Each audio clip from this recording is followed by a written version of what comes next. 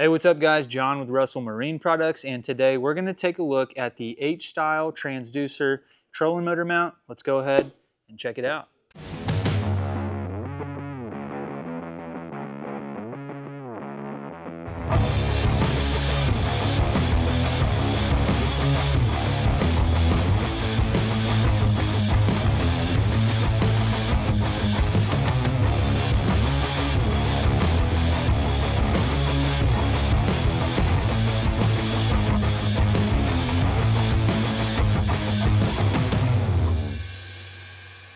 All right, before we get into unboxing it, I do want to mention you will need a couple very simple tools. We've got a flathead and a Phillips head screwdriver. If you want to speed things up a little bit towards the end of the install, you can get yourself an 8mm or a 5/16 nut driver or a little socket to help you get those hose clamps on. But you're not going to need anything too crazy.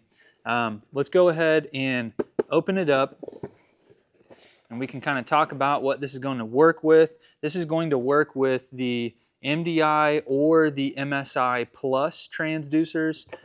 These are going to be the newer Gen 3, Gen 4 Helix transducers, or you're going to be able to use any of the Gen 3 Solix, Gen 2 Solix, MSI, MDI Plus transducers, or any of the Apex down or side imaging, which are also going to be that Mega Plus. So this is the newer style, kind of the skinnier, slimmer setup there on the transducer. This will not work on the older Mega transducers that were for the earlier generation. So cool thing about this, it'll work for both MDI and MSI. Now, as far as the unboxing goes, we've got both of our hose clamps here, and then we've got our bracket. And this is a two-piece design, so when we go to attach this to the transducer, we're actually going to separate these two parts in order to get it over where the cord is coming out of the transducer there. But as you can see, the holes will line up perfectly, and then once we have it attached to the transducer, we'll be able to attach it to the trolling motor there.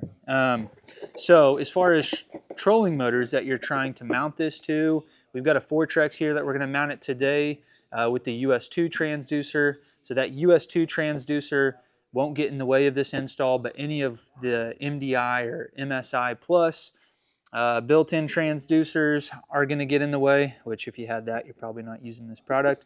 But you know, if you're going to mount it to like the Ghost trolling motor, that's probably not going to be a real simple setup just because of the way that built-in transducer is shaped. So I would just be careful about what trolling motor you're trying to mount this to. If it's got a built-in transducer, you might dig into it. What I do tell people when they're looking at doing an install, if you have the transducer and you have the trolling motor, I want you to mount that thing up on the bottom of the barrel and make sure you have enough space in between the skeg and the nose cone. If this thing's sticking clear off the front of the nose cone, there's nothing that this mount's going to do to prevent that. It's going right on the bottom. If you have a front skeg trolling motor, probably not going to work. Some of the older trolling motors, probably like 12-volt options, may not be a good fit, but most of the 24, 36, just to spout a couple off, we've got XI5s, the Maxims, you know, the Tour editions. You know, you'll be able to mount to all of those Tarovas, Ulteras. If you're going to mount to that style of trolling motor, like the center slide options, then you're going to want a cable management system. So that you would need in addition to this, just to keep from cutting the cord. But we'll go ahead and attach this thing. First thing we want to do is take these two pieces apart. And I lied, we're actually going to need a wrench as well. Let me go grab that.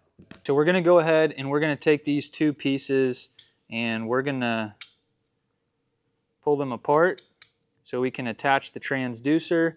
You can attach the transducer to the bracket without completely separating these, but we'll find out here in just a second why I want to completely detach them from one another, and that is so we can run the transducer cable up through this slot here. So we'll go ahead and we'll mock this up, line them up with our holes in the top of the transducer, and we'll have our cord coming out right here. All right, so we'll go ahead and we'll put these two pieces back together here.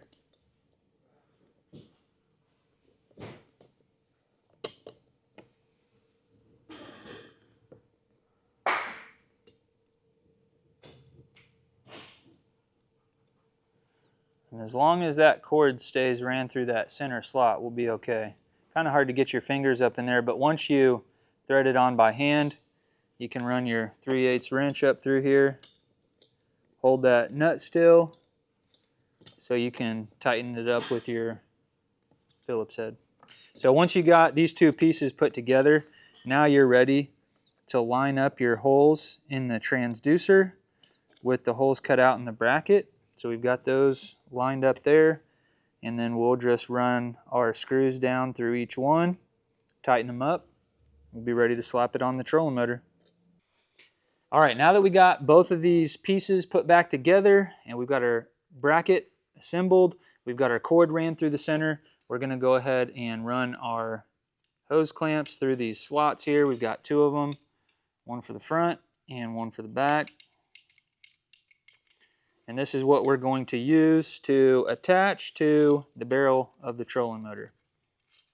So we'll go ahead here and we'll have the back of the transducer towards the prop.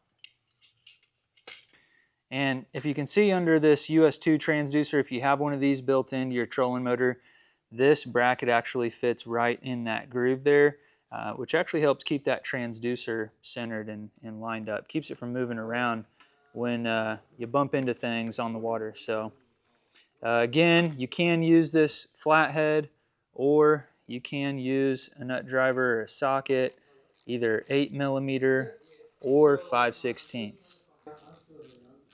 All right, after you get it all tightened up, all you got to do is run your cable up the shaft.